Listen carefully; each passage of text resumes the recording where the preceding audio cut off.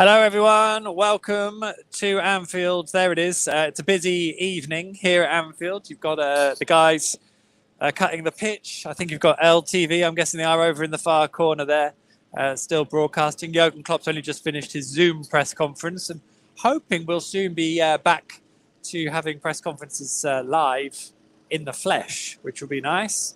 Some of the EDP guys are still there. Dave Freeze is doing his video verdict while I do this one. And there are no Norwich supporters here, but they would have all been there.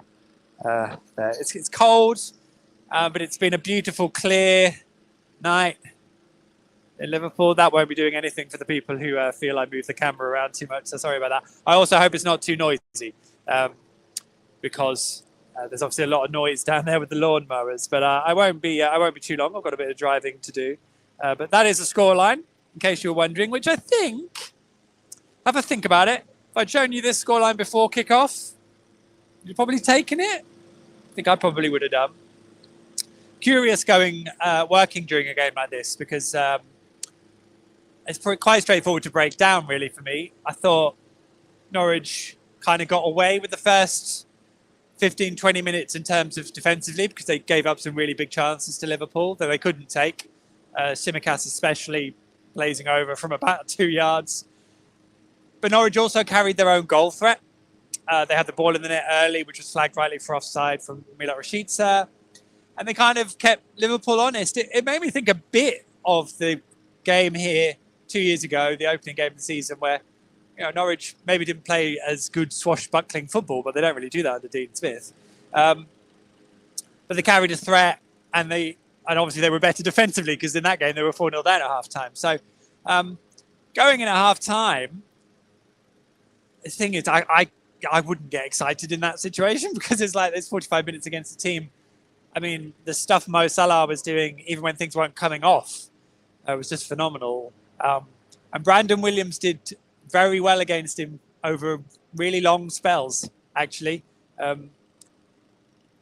It's just, Salah is such a good player that it only takes a couple of moments, even if you have a good game against him, and he scores goals. Today it was his 150th for Liverpool. And apparently also Sadio Mane has now overtaken John Barnes' Liverpool record for goals as well, both against Norwich. And as that first half grew, Norwich grew, I thought. I'd say they weren't in such a bad position at half-time. To be goalless is certainly what we'd have all have taken. It got better in the start of the second half because Norwich took the lead. And those first 10 to 15 minutes of the second half, Norwich were excellent. And Liverpool were really poor. They looked really disjointed. Norwich were first to the ball almost every time in those first 15 minutes, and they were excellent. The goal was really well made. Rashica's ball out wide to Josh Sargent. Dean Smith felt it was really good hold-up play, which it was in retrospect. Initially, I kind of thought it was a dead end that Josh was running down from a really promising position. It kind of all got a bit lost, but Josh was able to put the ball back to Milot. He pulled the trigger, took a big deflection off Matip. I think it was on target, but probably Alisson was saving it. But the deflection took it away from the goalkeeper and into the far corner. And Norwich led 1-0 at Anfield. They scored right in front of the away fans. And I'm sure every Norwich fan who was up here at Anfield today, having had to travel, whether it was last night, yesterday through the storm, or today like me, it was a hell of an effort to get up here, especially when we're back up here in 10 days' time. Just a brilliant moment, one of the moments of the season. And Norwich had opportunities as well, maybe to have made it two, potentially, certainly to keep Liverpool honest at the back. But it always felt so, such a long way off an actual result. And I think, so that was the 48th minute, I think it was, that Norwich scored. Have I got that right? I think it was the 48th minute. Jurgen Klopp made two changes on 62 minutes, I think it was, in Thiago and Divock Origi coming on. And that just sharpened Liverpool up. They'd equalised within 1 minute of that. Mane's goal, which was an overhead kick, brilliantly taken. But the guy was in oceans of space, 10 yards out in the middle of Norwich's penalty area. And as good a finish as that is, brilliant, he cannot leave him in that position with that much space. within 3 minutes, it was 2-1. And Alisson, it's a brilliant kick to spot Salah's run. And it's obviously something they anticipate if the moment works. Great first touch from Salah. I've seen a bit of criticism. I've got to have to maybe watch this again. I've seen criticism for Angus Gunn. He sort of came out and what was he doing? But maybe it only comes apparent if you're here. When Salah takes the ball, it's only Gunn between him and the goal. So he has to come out. He's then meeting him, and then Norwich get the bodies back. I don't really understand how he's managed to then beat two Norwich players who had both got back to cover it on the line. I thought the composure Salah showed to turn and then roll the ball home and take two Norwich players who'd got back out of it completely was brilliant. But to be beaten by one exquisite but really long ball and leave Salah free to run in on goal. And I thought those 3 minutes, clearly it's very easy to say those 3 minutes cost Norwich, but they just could have lost their way. Having been ahead and then conceding, I think they just got overexcited and wanted to chase what they had. It was almost like a gambler, really. They wanted to chase their loss rather than sit in and try and ride it out for a little bit longer. And I think that's why they kind of got unstuck. The third goal is then disappointing. Luis Diaz scores. That will be it's his first Liverpool goal, obviously since his big move in January from Porto, I think it was. Sporting? God, I should know, shouldn't I? Sorry. I'm sure it's Porto. It's a really cute finish, lovely, beautifully taken goal. But, he has run between Williams and Ben Gibson probably too easily. And I think by that point, the quality Liverpool have had. But I think, and it's the same as Manchester City, but over these two games, Norwich played much better here. Milot Rashica was outstanding, I thought. Really, really positive.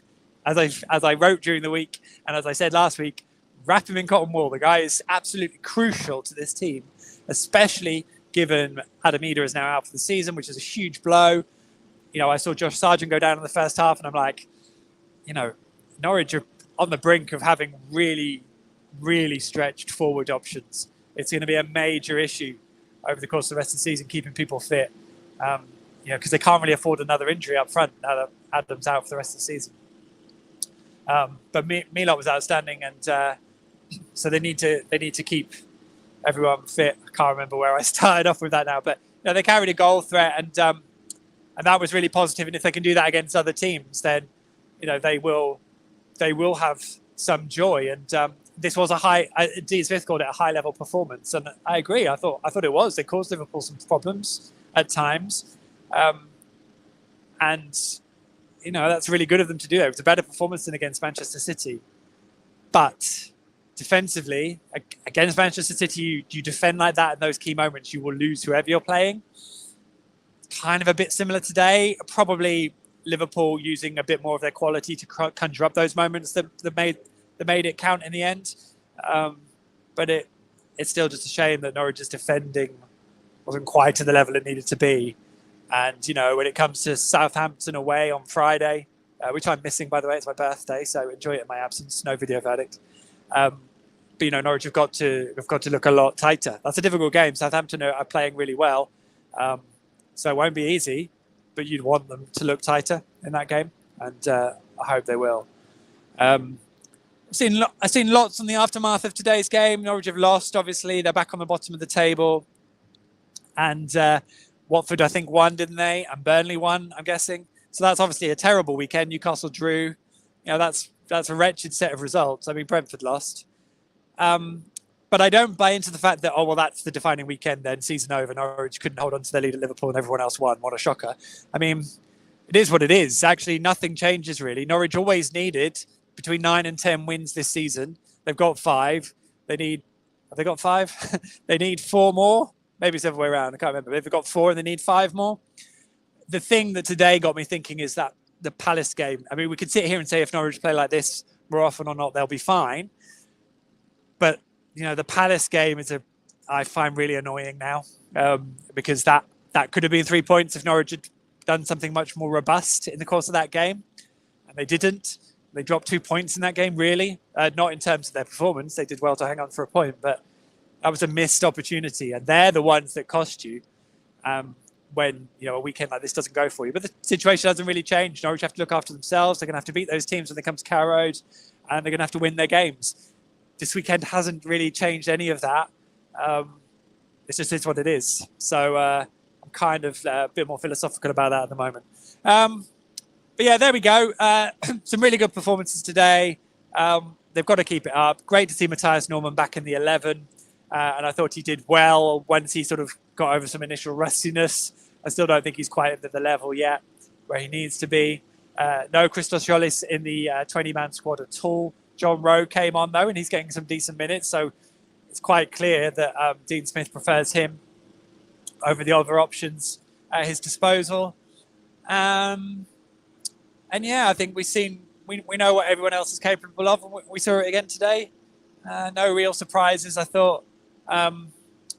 Liverpool probably made heavy work of it in the end, but they've got a lot of competitions that they're fighting in, and we'll be back here again in 10 days' time for the EFL Cup game the FA fifth round, FA Cup fifth round tie, where I guess Liverpool are probably less likely to take Norwich lightly.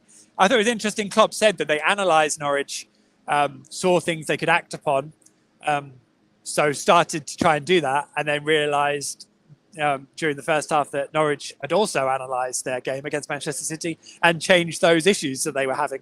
I thought that's interesting, and that also bodes well, because I don't know if it was quite the same under Daniel Farke. That might have been one of the Premier League criticisms for him. Couple of final shouts, and Norwich actually got the bus up here. I don't know if they've flown back, but they got the bus up here in the end. Dean Smith was on the press conference yesterday morning saying that if the pilot was happy to fly, he was happy to fly. Dean Smith then left the press conference, immediately got a phone call to say that the pilot was indeed not happy to fly. So they got the bus, which wasn't ideal, and potentially apparently a little bit hairy as well, but they got up in one piece, and obviously the conditions are much better now. I hope you all stayed safe and well during the storm. And a final shout out for Milot Rashica, who did apparently feel a little bit ill at half-time, but still managed to come out for the second half, and I'm sure he's glad he did. Right, let's remove that. It is Southampton then next week on Friday night. Enjoy it. I will catch the game at some point. I don't know what I'll do on these video channels, but I'll do something post-match to react to those. But I hope you enjoy it if you're going, and if you're watching, do whatever. And make sure you clock into The Athletic over the course of the week, because there'll be some stuff there before my few days off. And I think that's me done. So I will clock off. I will see you all very soon. Safe travels back. I include wishing that to myself. And I will see you all very soon. In the meantime, make sure you look after each other and stay safe.